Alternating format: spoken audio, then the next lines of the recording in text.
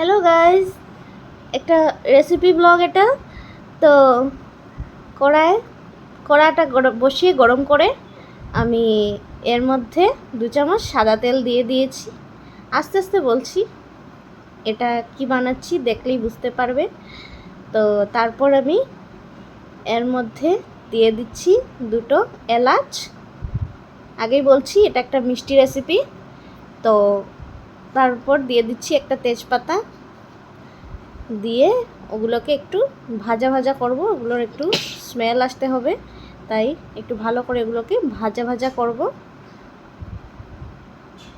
আমি কি বানাচ্ছি দেখো।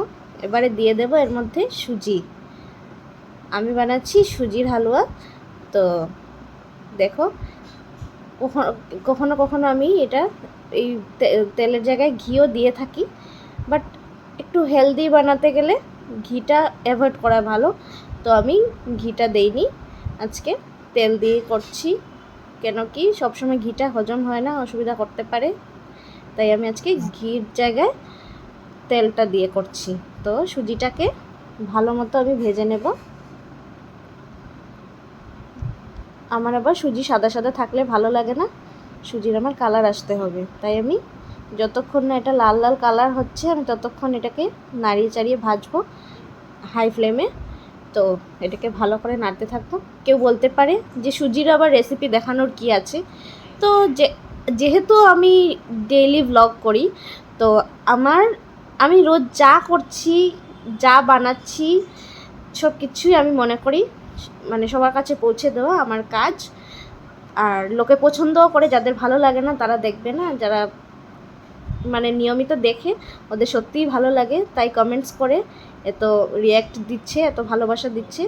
তাই যাদের ভালো লাগে না স্কিপ করে যেতে পারে, আর যাদের ভালো লাগে অবশ্যই দেখবে। তো সুজিটাকে ভালো করে আমি ভেজে নিচ্ছি।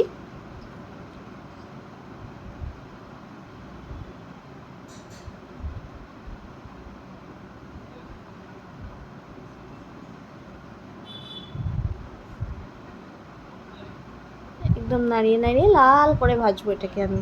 আমার সুজির মানে কালার আসলে বেশি ভালো লাগে, সাদা সাদা ভালো লাগে না।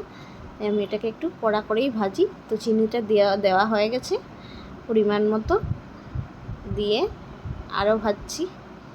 এখন জল দেওয়ার পালা, জলটা দিয়ে দেবো। আমি একটু বেশি করেই দেবো জলটা, যেহেতু সিদ্ধ হতে হবে সুজিটা, তাই আমি একটু জলটা বেশি করেই দেবো। তারপর নাড়িয়ে চাড়িয়ে কিছুক্ষণ সুজি সিদ্ধ হওয়ার পর নামিয়ে, তারপর এর মধ্যে কাজু আলমন্ড এইসব ছোটো ছোটো করে কেটে আমি ছড়িয়ে একটা থালার মধ্যে নিয়ে নিয়েছি ভালো করে।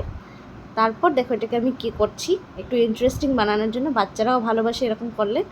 তো আমি এটাকে কেটে কেটে ছোট ছোট দেখবে স্কোয়ার সাইজে বানিয়ে নেব, কেটে কেটে, দেখতে মিষ্টির মতো লাগে।